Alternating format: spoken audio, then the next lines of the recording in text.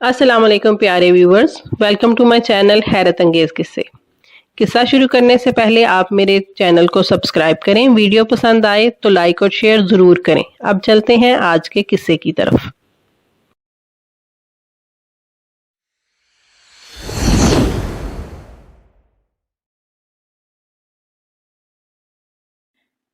पेशन गोई क्या होती है? इसका सादा जवाब ये है कि नजूमी सितारों की चाल और पांसा फेंकने वाले फाल निकालकर मुस्तकबिल के बारे में अंदाजे लगा लेते हैं, लेकिन जाहिर है कि ये महज एक सादा जवाब है।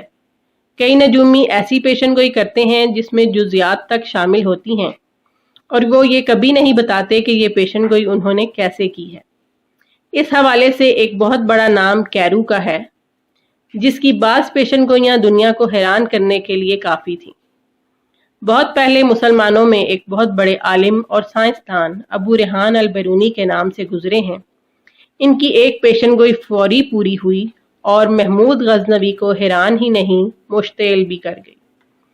उमर खयाम के शागिर्द निज़ामी अरूजी ने अपनी किताब चहार मुकाला में अल बैरूनी और महमूद गजनवी का ये वाक़या इस तरह बयान किया है। महमूद गजनवी बाग़े हजार दरख्त में बैठा था। इसके साथ अल बैरूनी भी था। जहां वो बैठे थे वो चार दीवारी थी जिसके चार दरवाजे थे।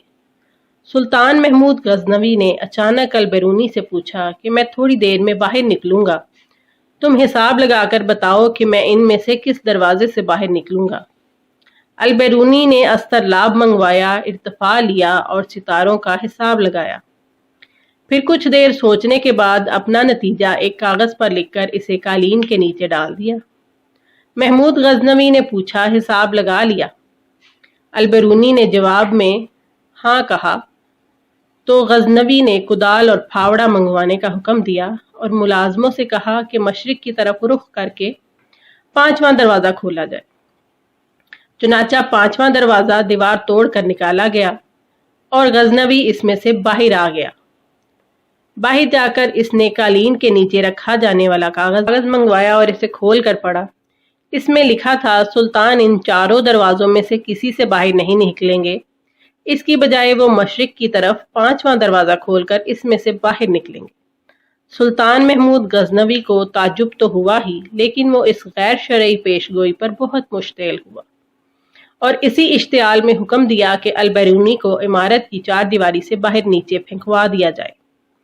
अल बैरूनी को बाहर फेंक दिया गया, लेकिन वहां एक जाल पहले से अल बैरूनी ने लटका रखा था।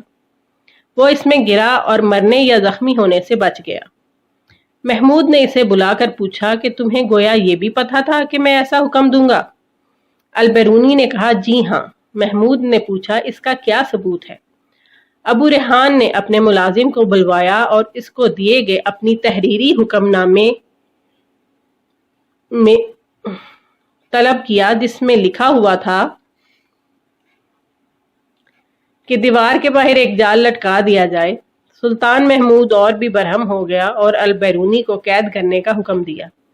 बेचारा अल बैरूनी कई महीने गजनवी के किले में कैद रहा। इसे कैद हुए 6 माह गुजर गए थे कि एक रोज अल बैरूनी का वो गुलाम जो कैद के दौरान इसकी देखभाल किया करता था, गजनी के बाजार से गुजर रहा था कि एक फाल्गो ने इसे बुलाया और इससे 2 दरहम तलब किए।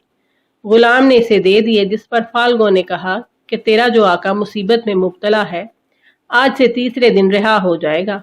गुलाम ने आकर ये बात अल बैरूनी को बताई।